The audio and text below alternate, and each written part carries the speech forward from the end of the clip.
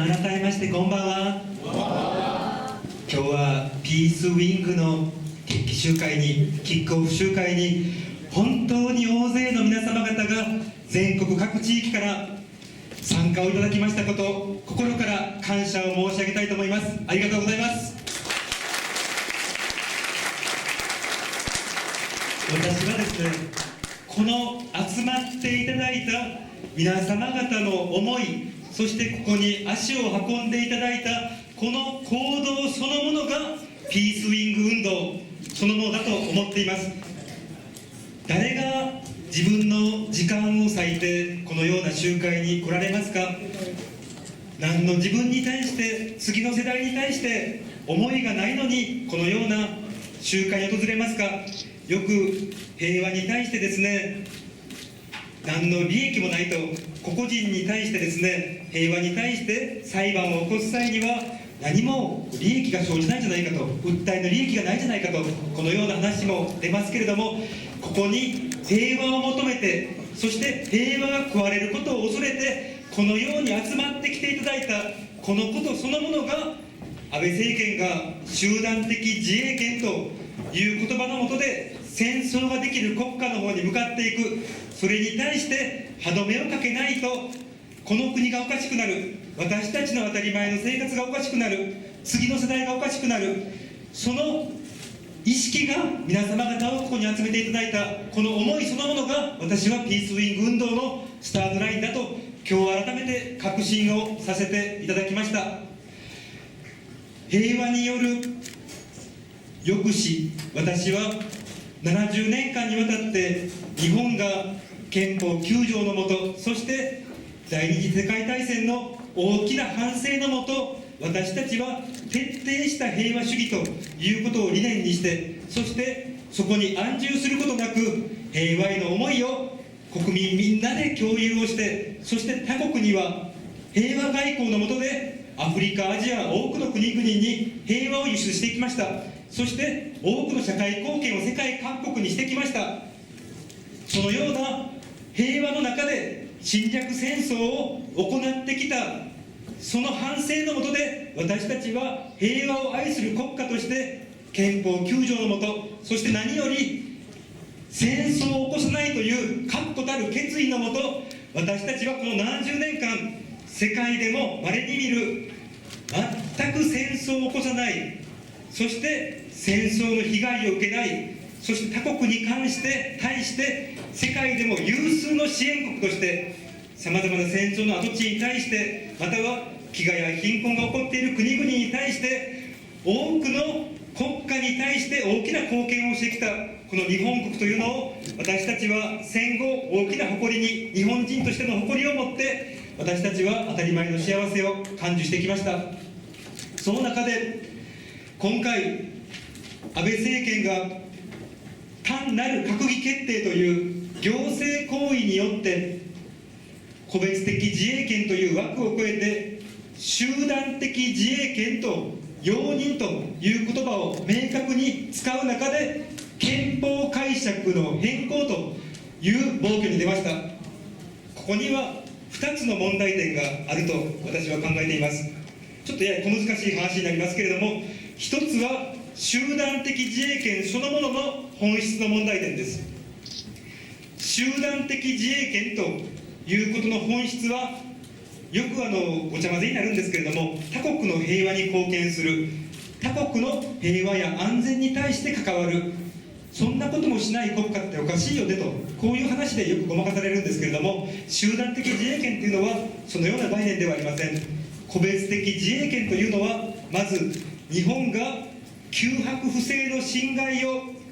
私たちの国家に対して、または国民に対して九白不正の侵害がある、または起こりうるときに自衛権という権限を発動する中で、最小限の武力によって平和を守ろうとする行為、これが個別的自衛権です。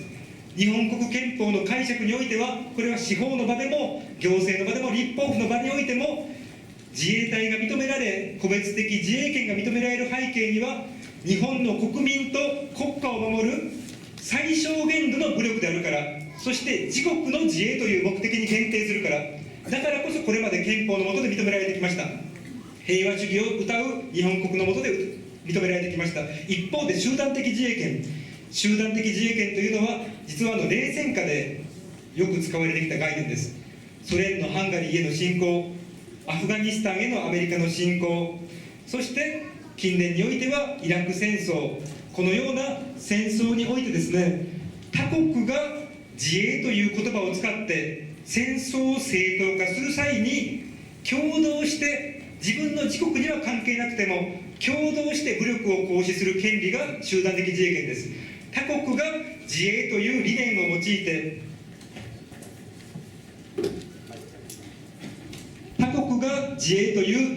てさまざまな戦闘行為、武力行使を行う際にですね、そこに対して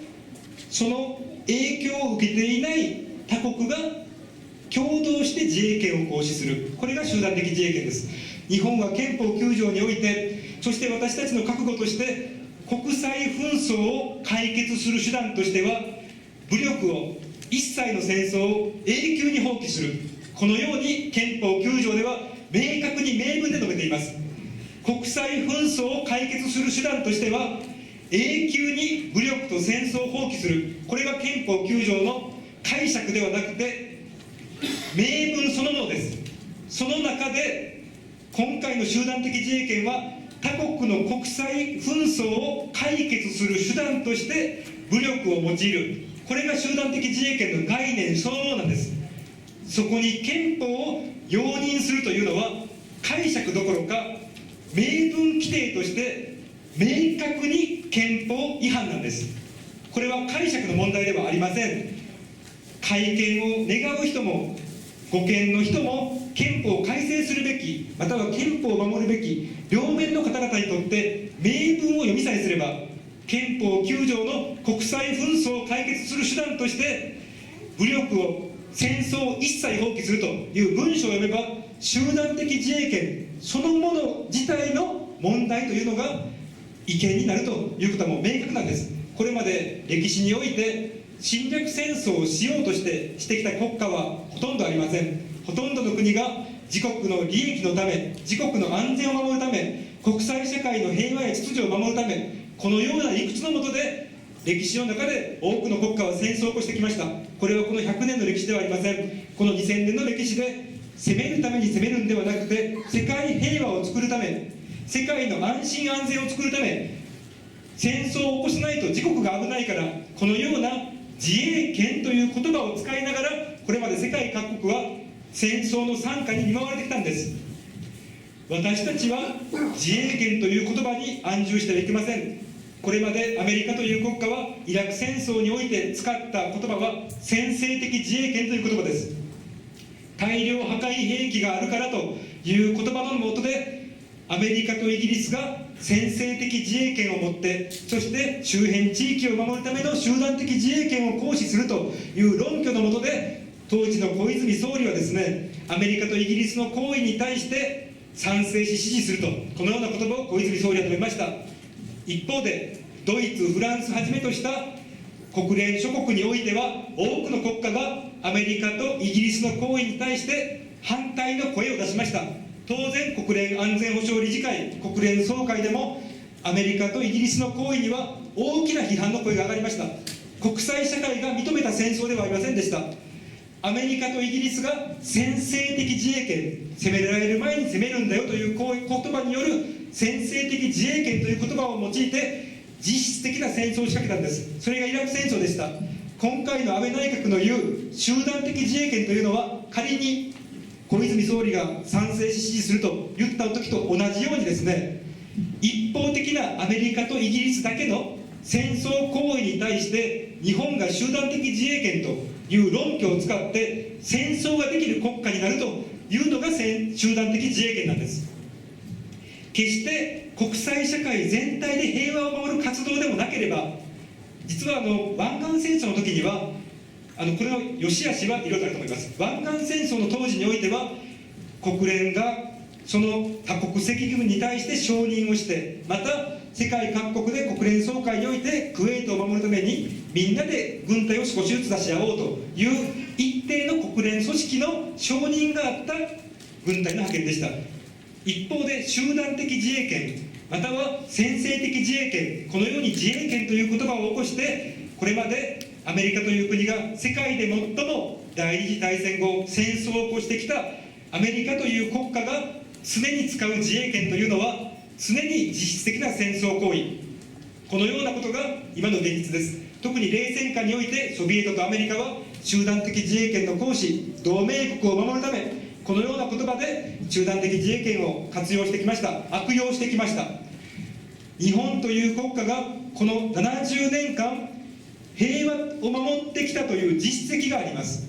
よく言われるのがですね、この集団的自衛権賛成と言われる方の論拠が中国や韓国や北朝鮮さまざまな危険性があるから集団的自衛権を持つことによってその安心安全が守れるんじゃないかと、平和主義の中で安穏としていて日本っていいの、このような言葉を言われます。これまで日本は安穏と平和主義を守ってきたわけではありません。憲法9条の下でしっかりと平和の意識を国民全体で教育の場において子どもたちに日本という国は戦争を起こさない国なんだよ、武力を持たない国なんだよ、他の国に対して武力で関わることは第二次大戦の反省の下でしっかりと反省をした中で平和国家を守っていくんだよ、これを教育の場において平和は私たちで作っていくものなんだよということを教育の場で伝えてきたのが日本なんです。しっかりとそのように汗を流してきたんです。そして行政も立法府も集団的自衛権という概念は憲法上許されるものではないと防衛省のホームページにも閣議決定後も1週間、まだ防衛省のホームページですよに閣議決定後1週間の間は憲法上集団的自衛権は許されませんって載ってたんですよ。消し忘れてただけなんですけどね、おそらく本当にそういうような行政としても立法としてもこれまでは集団的自衛権は明らかに憲法上違反するというのは当たり前にしてきたのは、日本は他国の国際紛争を解決する手段としては絶対に武力は使わない、戦争行為は行わない、それが自衛であろうとなかろうと自国の安心と安全を守るためにしか武力は使わないというのがこの日本の形だったわけです。それを憲法改正の議論を行うことすらもなく、閣議決定というたかが内閣総理大臣によってたかが一内閣によってこの日本の70年間守ってきた平和主義、そして日本が70年間守ってきた立憲主義憲法の下で私たちが安心安全な生活を当たり前に過ごしていく、このようなものが本当に愚かな為政者によって侵される、愚かな行政機関の一組織でしかない内閣によって侵される、このことを私たち国民は絶対に許してはいけません。いかがでしょうか。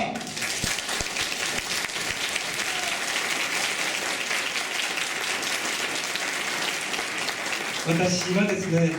アフリカのケニア、南アフリカなど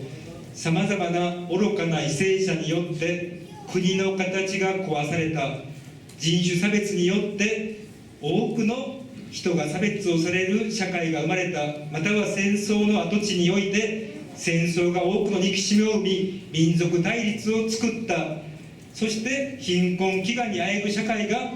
一度愚かな為政者によって壊されてしまった現実や、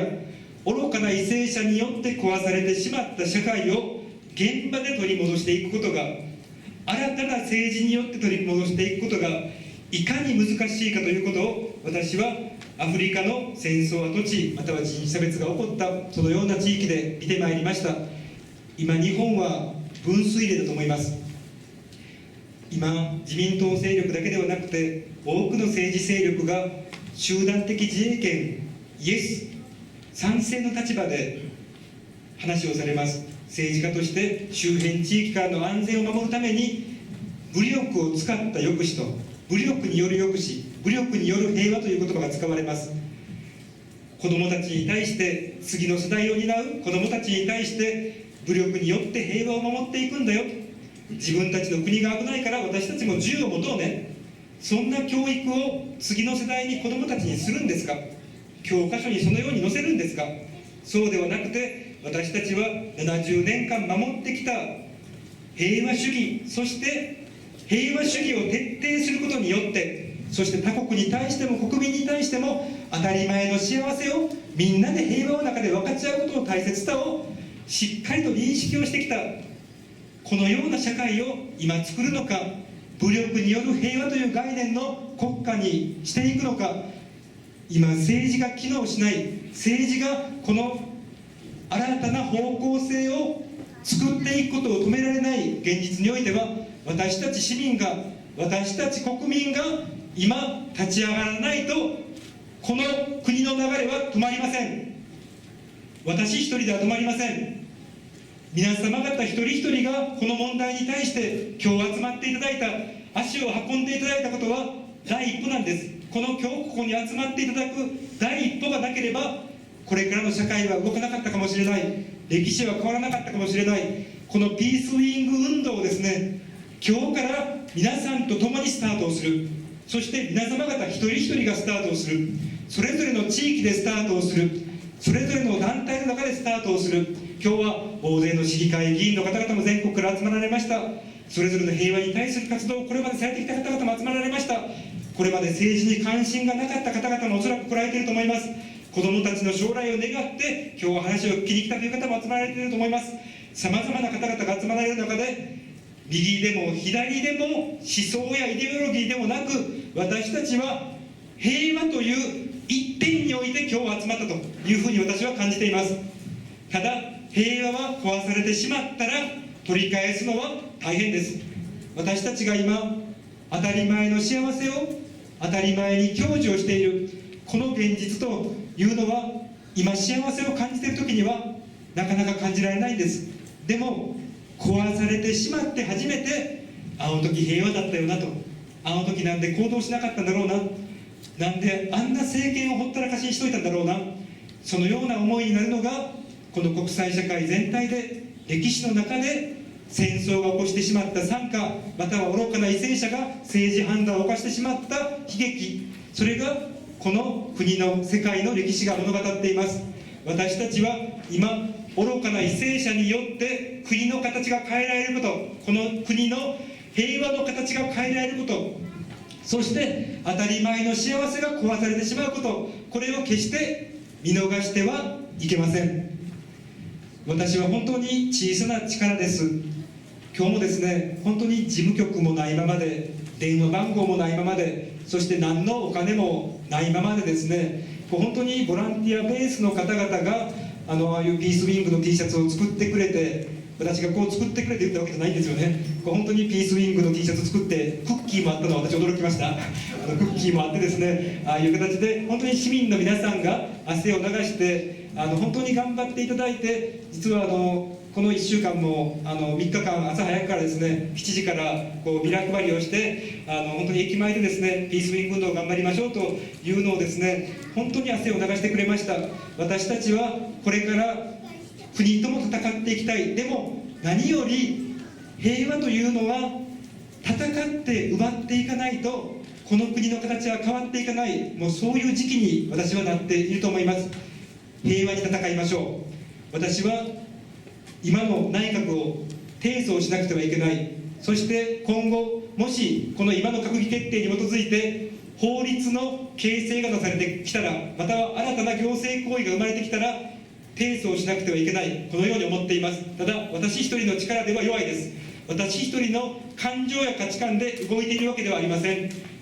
訴えるには訴えの利益というのが必要だとよく言われます。日本の場合は個人的な利益が侵害されないと訴えることができないと言われます。ただこれだけの方が将来に不安を感じて、今の政府の方針に不安を感じる、このことそのものが内閣の閣議決定によって、または今後進む国の方向性に対してどれだけの精神的な損失を感じているのか、どれだけの悲しみとどれだけの痛みを今感じているのか、だからこそこれだけの方々が集まられたと私は感じています。これだけの方々が集団で裁判所に向かって提訴をしていく今の国の閣議決定は、日本の平和を破り、そしてこれまで憲法が定めてきたこの国の形を大きく崩壊させる閣議決定であるということをですね、平和的生存権、平和の中で当たり前に幸せに生きる権利というものをしっかりと主張する中で、私たちで集団提訴をぜひしていきたいと思います。もちろん集団提訴が目的ではないんです。集団提訴だけが目的なわけではなくて、私は単に抗議運動、市民運動だけではなくて、私は今回の安倍内閣の愚かな決定に対しては、単に私たちが声を上げるだけでなくて、裁判、司法という場においても鉄槌を食らわしていかなくてはいけない、このように思っています。それを妨げないようにするのは市民の声です。裁判の場に入り口として上がりさえすれば、必ず今回の行為、安倍内閣の行為、間違いなく違憲です。断言できます。これは多くの憲法学者の皆様方、そして有識者の方々、私たちも今連携しています。ネットワークを持って今憲法学者の小林節さんという先生、そして経産官僚の今よくテレビ朝日でですねコメンテーターで古賀茂明さん、古賀茂明さんとも今連絡を取りながらですね、一緒になって活動していこうという話もしております。今後ですね、有識者の方々、そして憲法学者の方々、そして今日も議員の方々もたくさん集まっていただいております。そして何より私は有識者憲法学者の方々よりも当たり前の生活をしている、そして次の世代に当たり前の幸せを届けようとしている、そのような市民の方々、国民の方々と一緒になって汗を流してこの運動を広げていくこと、思いを伝えていくこと、このことこそが大切だと思っています。私一人では本当に力になりません。一人のひとしずくって話ご存知ですか？山火事が起こった時にハチドリがですね、一匹水を口に含んで山火事を消しに行った多くの動物がですね、山火事から逃げていって、そんなハチドリさん一つのくちばしに含んだような水では山火事消えないよと、早く逃げた方がいいよという時にハチドリが言ったのが、自分のできることをするだけですと。自分が水を含んでそれでできる限りで山火事を消そうと思うだけなんです。できるできないんじゃないんですという説話があります。私はそこには話には続きがあるかなと思います。一人のハチドリが動き出したら、周りの動物もハチドリさんが頑張るんだったら私たち頑張ろうかと。そして一人一人の動物がみんなが意識変わったら、そしてハチドリもたくさんハチドリさんが出てくれば山火事も消えるんじゃないかと私は思います。今回の集団的自衛権に対する閣議決定は、私はこの国が変わっていく一つの悪い意味でのスタートラインだと思います。だからこそ私は違った方向に市民や国民が導くスタートラインが必要だと思います。そのスタートラインが今日のピースウィング運動のスタートだと私は確信をしています。政治が動かなければ、行政が動かなければ、私たちで動かしましょう。今からの社会を作りましょう。これからの未来を作りましょう。私たちは一匹一匹のハチドリとして山火事に対して一人一人が動き出せば、必ず多くのハチドリが現れます。多くの動物たちが協力してくれると思います。そして山火事なんてどうでもいいぞと言っていた方々も、山火事がどれだけ広がることが危険なのか、そのことにも気づいてくれるんではないかなと思います。今回の集団的自衛権という問題においては、私は日本の国の誇りを消してしまう方だと思います。よく日本が国際社会に対して貢献しなくていいのか、積極的平和主義という言葉を安易に安倍総理も使われます。今の政権が使われます。これまで70年間日本は平和に貢献してきませんでしたか？多くの戦争の跡地に対して、途上国に対して日本ほど社会貢献をしてきた国家はありません。なぜ社会貢献ができたか。日本が中立で平和で、どこの勢力に対しても属さず武力行使をしない国家であるからこそ、さまざまな人権的な活動、さまざまな地域での医療活動、日本人って平和の中で頑張っている国だよね、日本人って平和の中で経済発展してきた国だよね、日本って平和を愛する国だよね、そのような国の信頼感があったからこそ、アフガニスタンにおいても、アフガニスタンでアメリカのさまざまな支援の方々が入った時に非常に恐怖を感じる。これは今アフガニスタンで医療行為をやっている中村哲さんという方も言われています。日本が平和国家であるから私たちは医療行為ができているんですという話を言われます。私たちはこれまで誇りを持って平和の中で国際貢献活動をしてきました。これからもますます唯一の被爆国として、そして平和の中で国際貢献活動ができる国家として誇りがある日本国として子どもたちの世代にその思いを伝えて、しっかりと平和の中で安心安全を守っていける。どこの国が平和国家を宣言している国に対して戦争を仕掛けますか。北朝鮮でも中国でも日本が集団的自衛権という武力を持つからこそ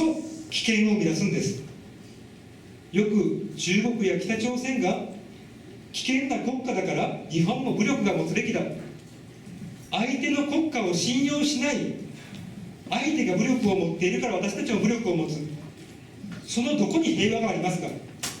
これからの社会、武力による平和を選びますか、平和主義を徹底することによる平和を選びますか、どちらが現実的な平和につながると思いますか。皆さんで一度考えてほしいと思います。そしてその思いを伝えてほしいと思います。私たちは平和主義を徹底することによる平和を選びたいと思います。武力による平和では平和は絶対に生まれません。次の世代の当たり前の幸せは生まれません。私たちは今日スタートラインにして平和主義を徹底することによる平和、そしてみんなで声を上げていくことによって武力による平和を作ろうとする、そのような国家の方向性を変えていく、このような気持ちでこれからハチドリのひとしずくから始まる運動のスタートをしていきたいと思います。そのためには皆様方の一人一人の力添えが必要です。皆様方の一声一声が必要です。皆様方の覚悟がある思いが必要です。一緒になって活動したいと思います。私は覚悟を決めています。私はこの運動に対してもちろん市長として当たり前の幸せを市民の方々に対して届ける、そのことが市長としての絶対的な前提です。ただ今回の閣議決定に対して国の方向性に対しては今動かなければこの松阪市の形も変わる、国の形も変わる、次の世代の形も変わる。その中で今私も動かさないと将来にわたって一生後悔する、そのように思っています。私は覚悟を決めて動きます。皆様方も共に将来世代に対して今の世代の平和に対して覚悟を持って共に行動させていただくこと、共に動いていただきますことを期待して私からの思いとさせていただきます。今日は本当に大勢お集まりいただきまして感謝申し上げます。ありがとうございます。